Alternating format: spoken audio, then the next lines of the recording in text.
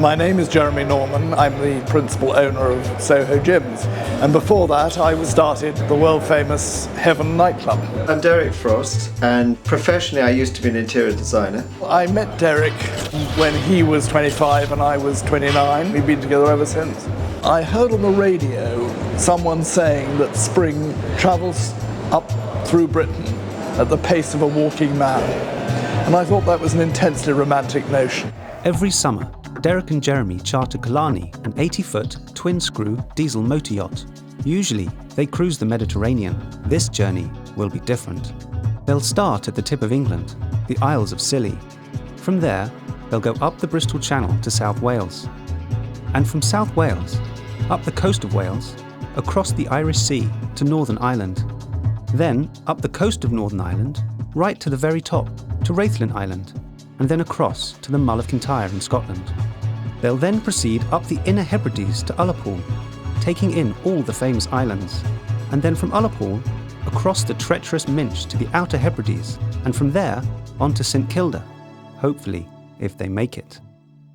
Previously on Chasing Spring, Killarney travelled from Lundy Island across the Bristol Channel to Milford Haven, where they visited Carew Castle. Later, they toasted Derek's birthday. Then back out to Grassholm Island, where they braved a stormy sea to wonder at the sight of 37,000 pairs of nesting gannets. On a calm crossing of Cardigan Bay, they sighted dolphins alongside. In North Wales, they visited Bardsey Island, a bird sanctuary and nature reserve.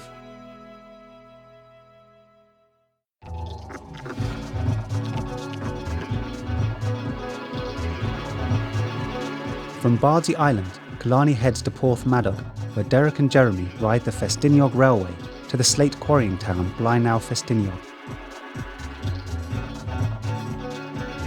The early steam railway is 22 kilometres long, winding its way deep into the Snowdonia National Park.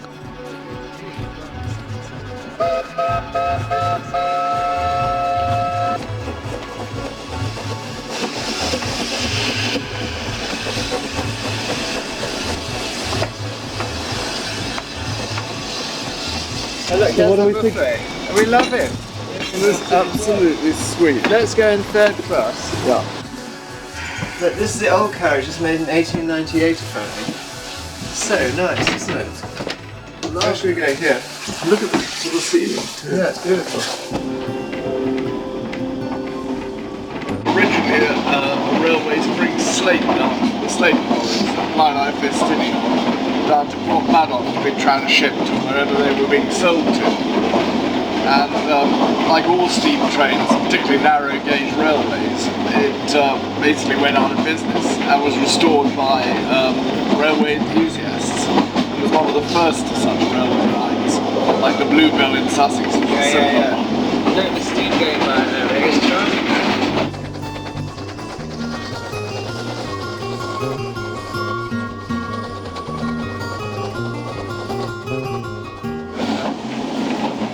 Railway back, all built up of stone.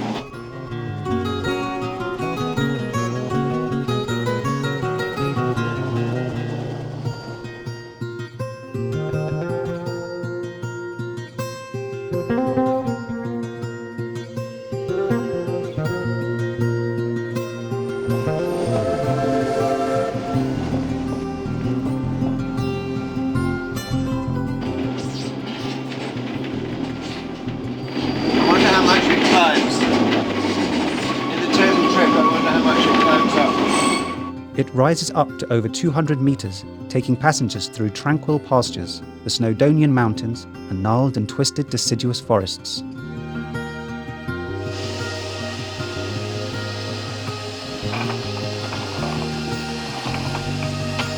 It looks like they're filling up the boiler with water. In fact, that's exactly what they're doing.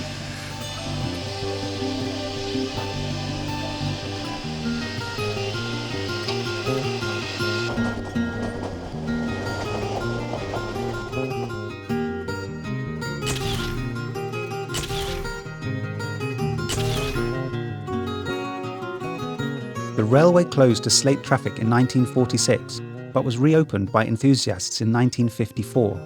It's now one of the top tourist attractions in Wales.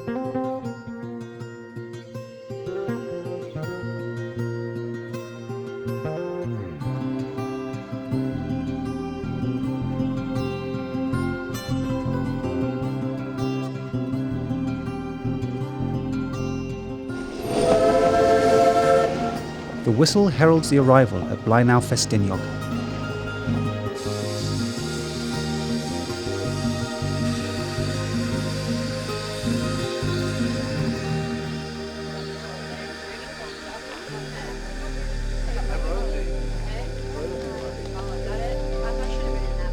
There is a lot of competition for photographs with the engine driver.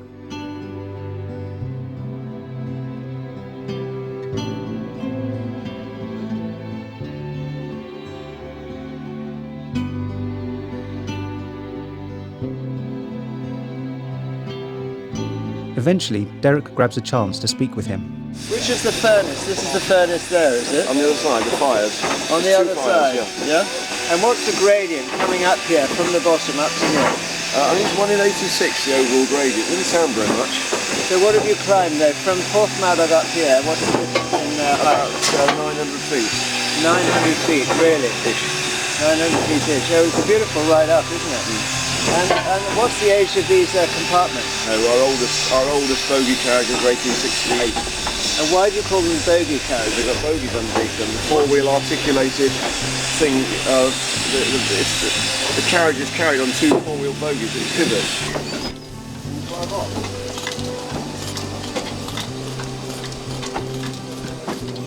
After refueling and taking on more water, the engine will be shunted to the other end of the carriages in preparation for the journey back down to Porthmadog. We're not filling the boiler now, we're filling the tanks. Yep. You have to put the water from the tanks into the boiler as it's required. But virtually, we've got 2 injectors to pump the water into the boiler, and they should, one or other should be running most of the time.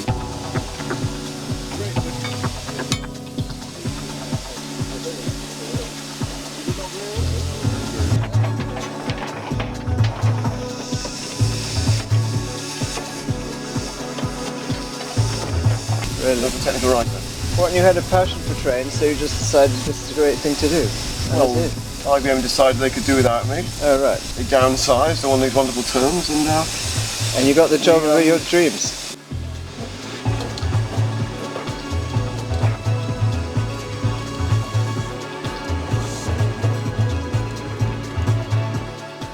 Once the engine is recoupled, they all clamber aboard for the return trip.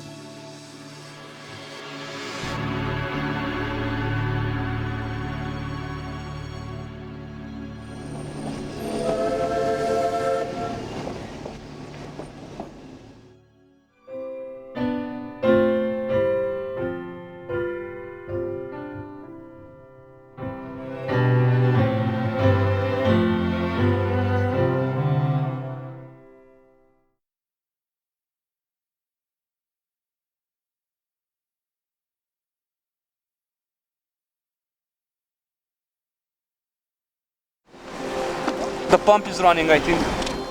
They awake to a bright sunny morning. Dimmy is keen to check the lobster pots that he had laid the night before. Bloody hell, nothing at all. They're not doing very well so far. The lobster pot I got on the bigger eggs. Are we gonna drop it again? Might as well. No, I think here you won't get prawns here, I don't think. Alright. Okay, let's go on the island. Because it's a cute looking place, you know? Oh, cool. And there's a lot of birds can enjoy it as It's well. not as cute as you. Tender to do you read me over?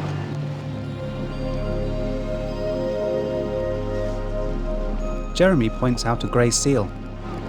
Right by the shore, right where my feet are. Getting shallow here now. Ah, beautiful. Right out of the water.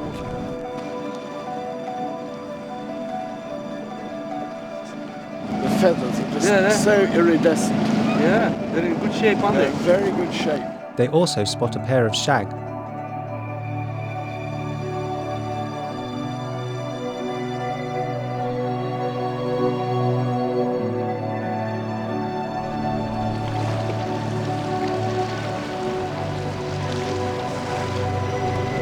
Yeah, there's another couple there.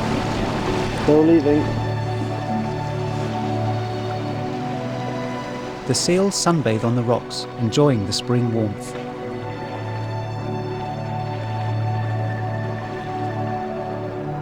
That's a type of lavatera, the tree mallow. which likes rocky coastal places and the sea, and it seems to be thriving on that rock face. That with the red, you see it?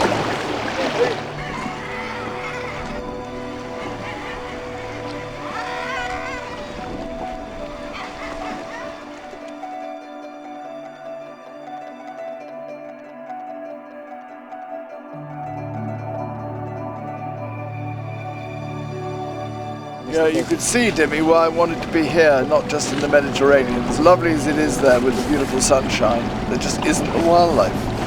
And you just don't get sights like this. We've got a big crab. Pie crust crab. This is the dogfish, the bait. The bait. Will do very nicely. So, shall we get him out, put him somewhere here and drop the lobster pot? Their other name is pie crust crabs because they've got these little indentations around the shell, like the pinching on the edge of a pie crust. Yeah. And that signifies an edible crab. Pie crust crab, edible. First one. Very good. Chef Ren prepares crab dressed with lemon, olive oil and garlic. See that there pops off like that. That there's rubbish obviously, so I'm going to chuck it.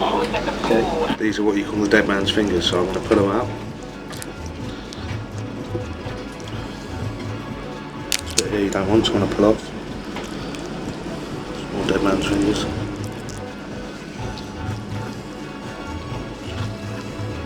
That's the meat that we got left from inside.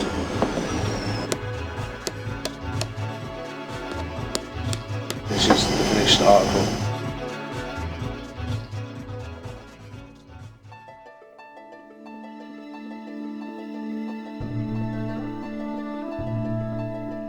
Well, we're leaving Abersock Bay and we're heading for making a passage of about 55 miles up to Holyhead. We certainly are. Which is progressing north in our quest to chase spring. It's still jolly chilly. You go outside, you really feel a nip in the air, and also the water temperature is very cold, which means that there's absolutely no sign of the mackerel yet. And that to me is one of the real harbingers of spring. For anyone who lives near the sea around the British Isles, is the arrival of the spring mackerel. The dolphins are back to check on Kalani's progress.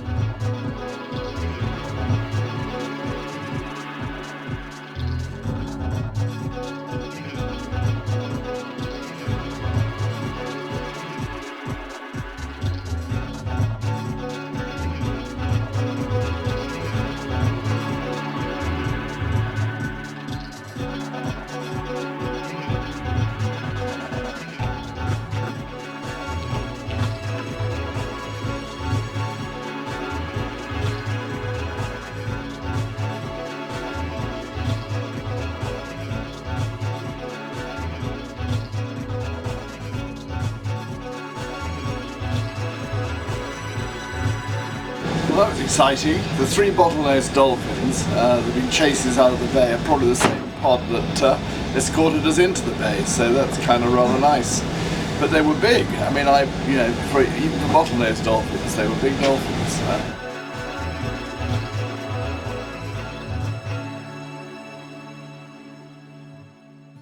When we're close to Holyhead, you'll see here on the chart, South Stack. Yeah. And there's a lighthouse there. We want to go as close to those cliffs as possible because that's an RSBB reserve and an important nesting site for breeding birds, cliff dwelling birds.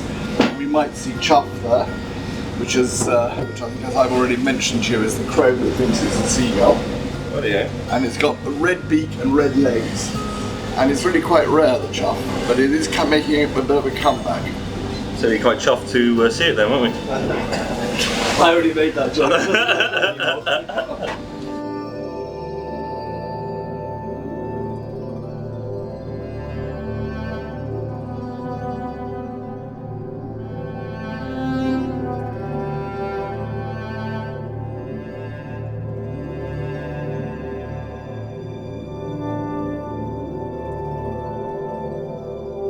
The clouds on the horizon look like distant hills covered in snow.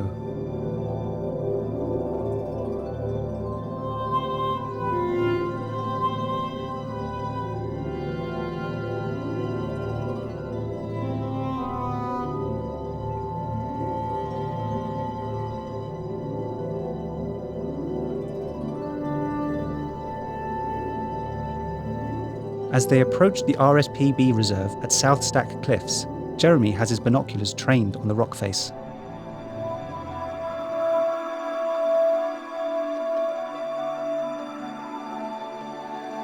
A mountaineer shearing up that sheer face of cliff.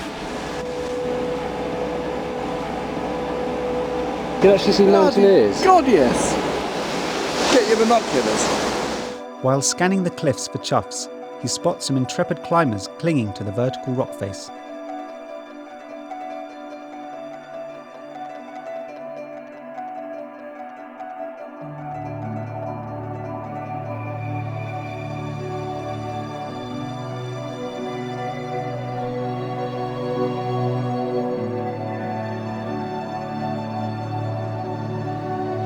South Stack Lighthouse stands out against the pale blue of the sky.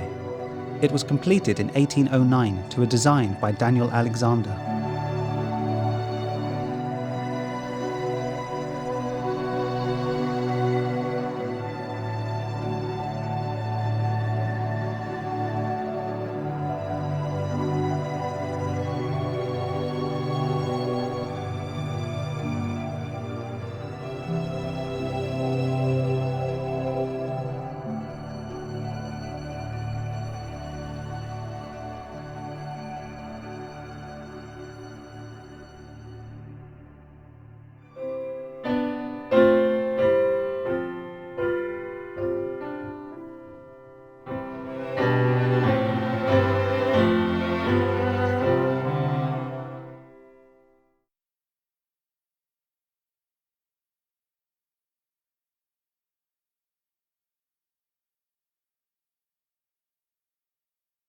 The other side of Middle Mouse, from the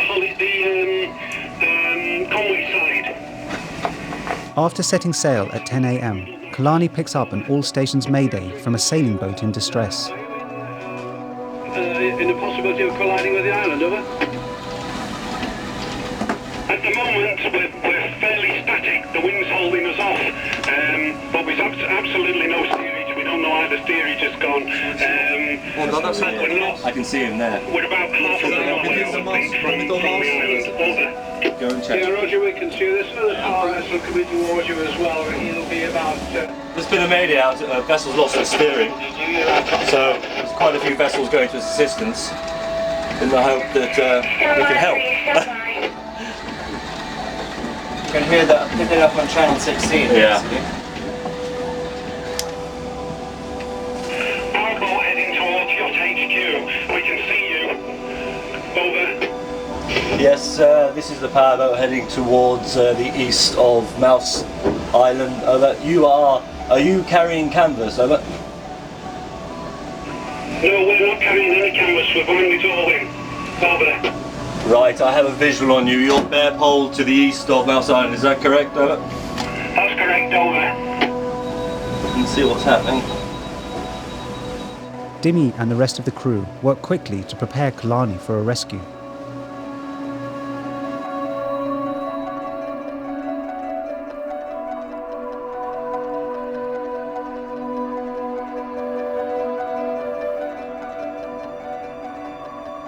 Yes, everything's in control. Thank you very much. Over now. You're welcome. Killarney standing by 16. A small motor cruiser beats them to the rescue, so with disaster averted, they press on. Safe in your hands. Right, let's get heading back to where we're going.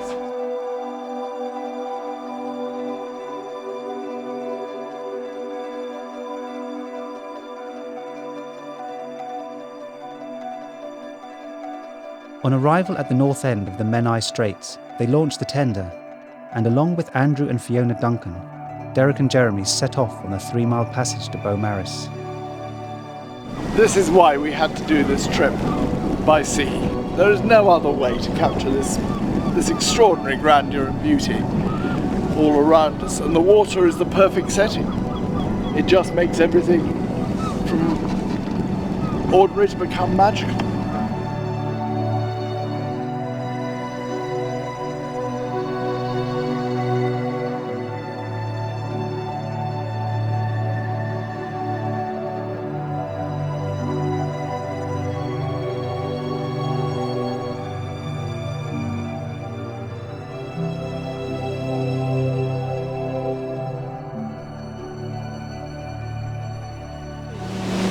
looking at Thomas Telford's famous bridge, which connected Anglesey and Holyhead, of course, to the mainland.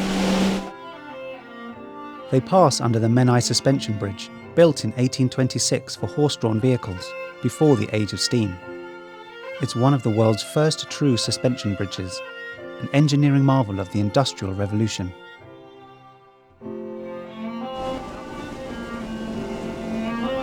Further up the Menai Straits, they take some time to admire Bangor Pier, which was completed in 1896 at a cost of £14,475.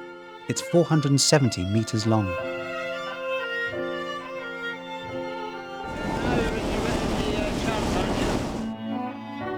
On arrival at the traditional Welsh resort of Beaumaris, they take in the promenade and then head straight for the castle.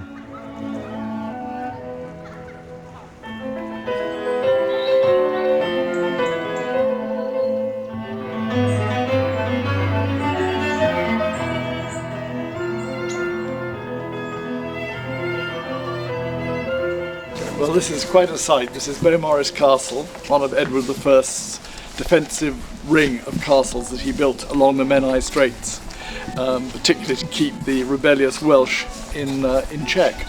And in its day, it was one of the foremost examples of defensive military architecture, with two very massive rings, so that anyone who penetrated over the moat and through the first defensive ring was caught in a trap and could be demolished from the inner defensive ring like animals caged. And there's quite a lot of it left, but some of the top of the castle was either never finished or removed, which is sad. Otherwise, it's in really very good state of repair. It's a very easy to understand symmetrical castle, built four square with equal sized turrets at all the corners. If I'd been clever enough to get through that wall, if I tried to run in here, I'd be shot at and boiling oil from all directions. Nasty. Not much chance of survival.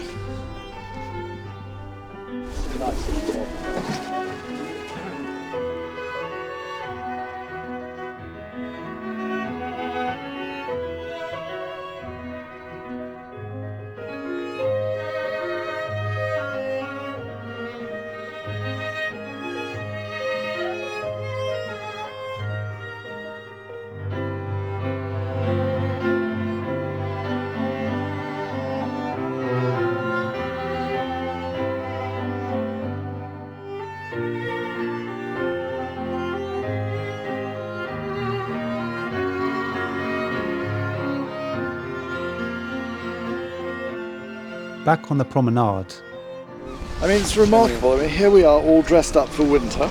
I've got a sweatshirt on, we're carrying waterproofs, and suddenly, coming down the Menai Strait, we hit a blast of warm air, and the temperature must have gone up by 7 or 8 degrees in a nanosecond. And here is everyone in t-shirts, boiling, and it's summer. Where's spring gone? We've got to get on to Scotland and find it again.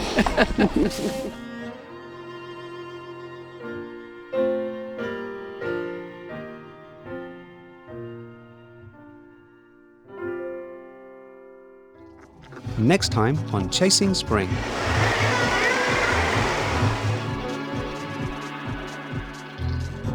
Beautiful calm day, and we're approaching my childhood home of the Isle of Man.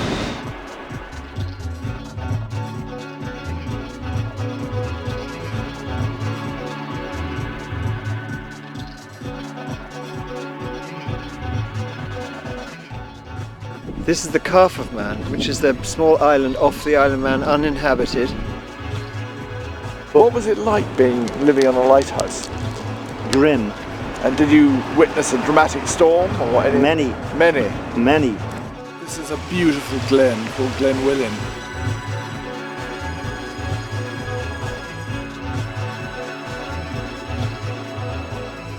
It's a truly magical place.